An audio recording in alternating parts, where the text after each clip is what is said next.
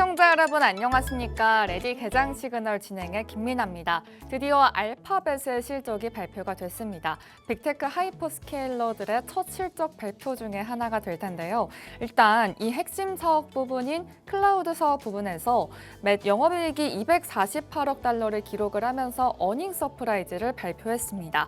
사실 우리가 기다리던 건 캐펙스, 그러니까 AI 설비 투자가 될 텐데요. 이 캐펙스 가이던스도 상향 조정을 발표했습니다. 기존에 1,800억 달러에서 이제 1,900억 달러, 많게는 2,050억 달러까지 상향하겠다고 발표를 했습니다.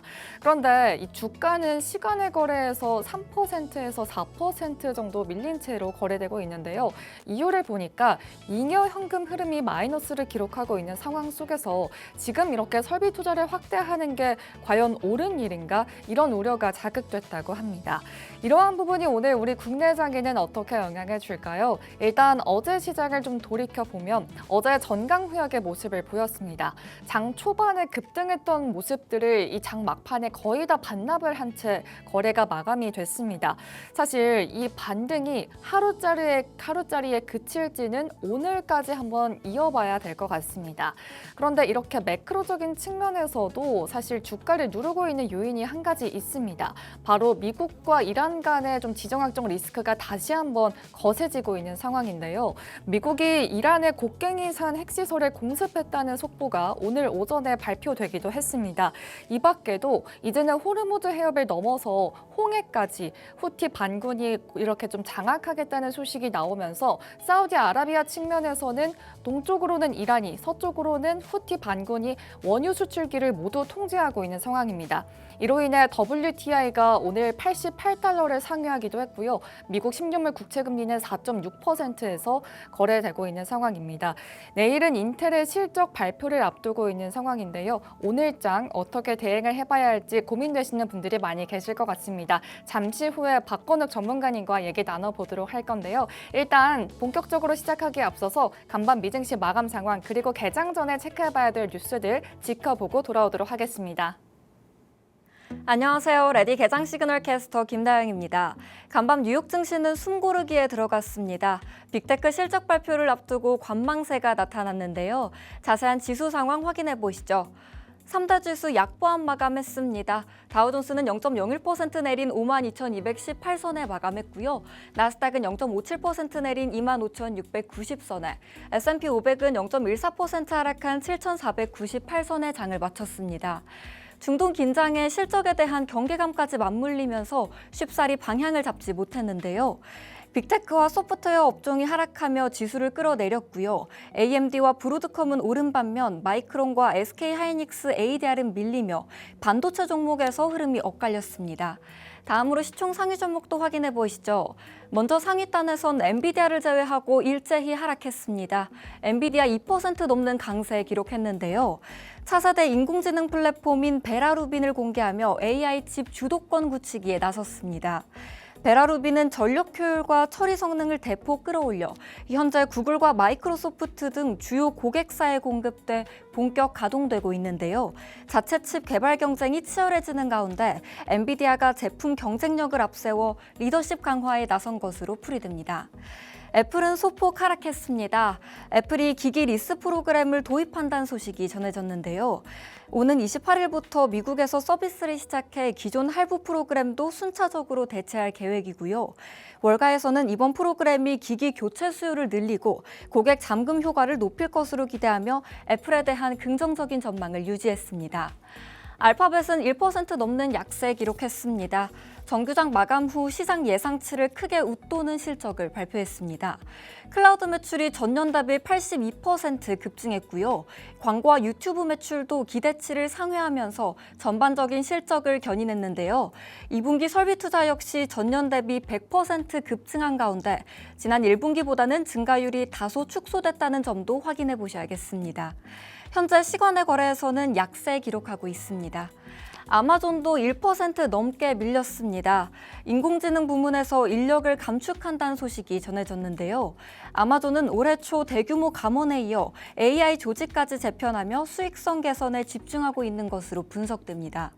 다만 추가 구조조정에 따른 투심이 위축되면서 주가는 하락했습니다. 다음으로 시총 6위부터도 보면 대부분 약세 기록했습니다. 반도체주 희비가 엇갈린 가운데 브로드컴은 2% 넘는 강세 기록했고요. 일론 머스크의 두 기업은 나란히 부진한 흐름 보였습니다. 인류 역사상 최고의 기업이 될 것이라는 캐시우드의 낙관론에도 불구하고 스페이스X는 7% 가까이 급락하면서 시총 8위에 밀렸고요.